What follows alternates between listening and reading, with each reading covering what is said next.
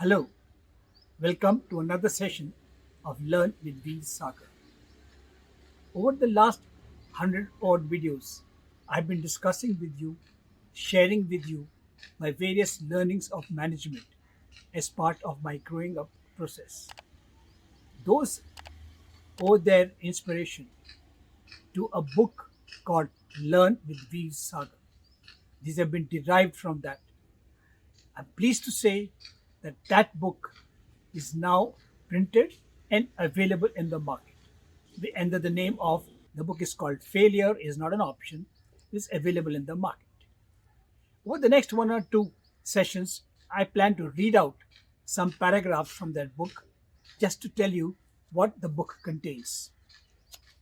This is one of my earlier lessons where I had learned that if you want to get something, don't give your problem to the other person, but give him a solution, and then you will get your way. So it says, willing your way to a dream job.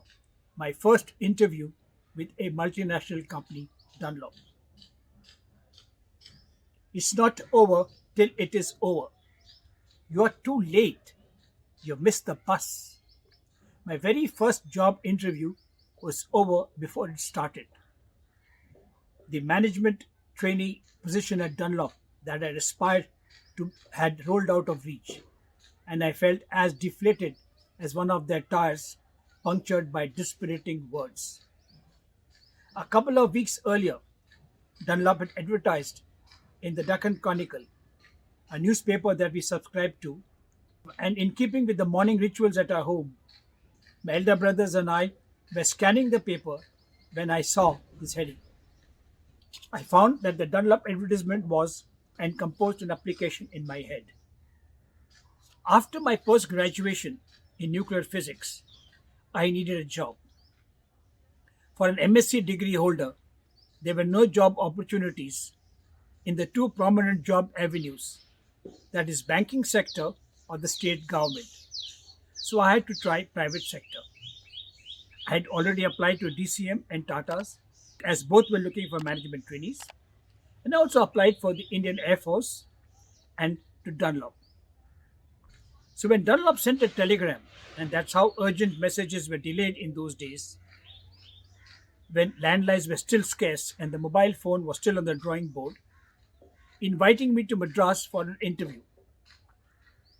I borrowed some cash for the rail fare, hopped onto an unreserved third class compartment in the first available train. It was packed to capacity, and I resigned myself to an uncomfortable journey. I sat on my suitcase, and when that came too hard for my rear, I sank onto the floor of some newspapers. By 11 next day, I was in Madras.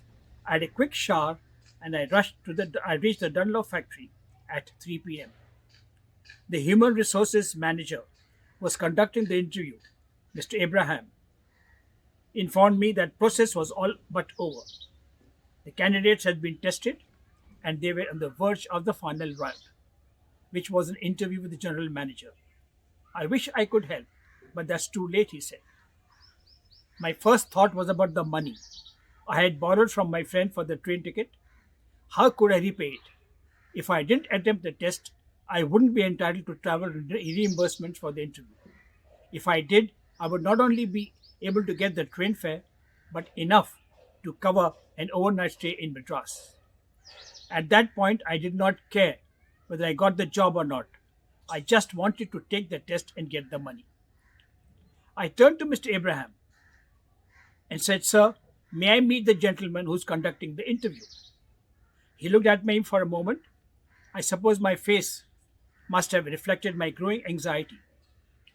Well, he said, I suppose that's the least I can do since you have come all the way from Hyderabad. He took me to a gentleman named Prem Myers, who was the head of the technical department. I took a deep breath, aware that I had been allowed to retrieve the situation, but unsure of how I should approach the one man who could bail me out. I decided to be forthright and firm without being pushy. I fished out my telegram, walked up confidently to Mr. Myers, and presented it to him. Sir, the moment I received the telegram, I boarded the first available train to Madras. Given that the telegram reached late, it would be rather unfair to me if I am not permitted to appear for the rest. I had found an alibi for tardiness, but I could see that Mr. Myers was still doubtful. I stated the problem. Now I needed to offer him a solution, a way out of the embargo. Sir, I understand that there are 10 candidates whom you will interview personally. May I assume that each person will take at least 10 to 15 minutes? In that case, 2 hours will elapse between the first and the last interview. Mr. Meyer looked utterly foxed but nodded in assent. Then, sir, permit me to attempt the test during that period. From his furrowed brow, I can see that he was weighing my suggestions. Sensing that I could bring him around, I pressed on. If I were to complete the test within that time frame and qualify for the interview, I would be the final candidate.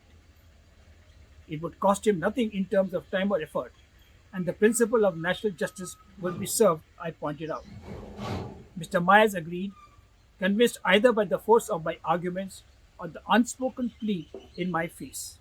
Either way, my suggestions offered him a way to resolve the issue and clear his conscience, although he was doubtful that I would be able to complete the test in time. Young man, you may go ahead, but you'll be fighting with your hands tied behind your back. I breathed a sigh of relief. Thank you for the opportunity, I said, sir, and once again I applied the lesson I had learned. Do not present anyone with a problem. Offer them a solution that can easily be implemented. I did not burden Mr. Myers with my problem or expect him to find a solution. Instead, I explained my problem and handed him a solution, making it easy for him to tackle the situation. So, this was one of the early lessons I learned in my long career.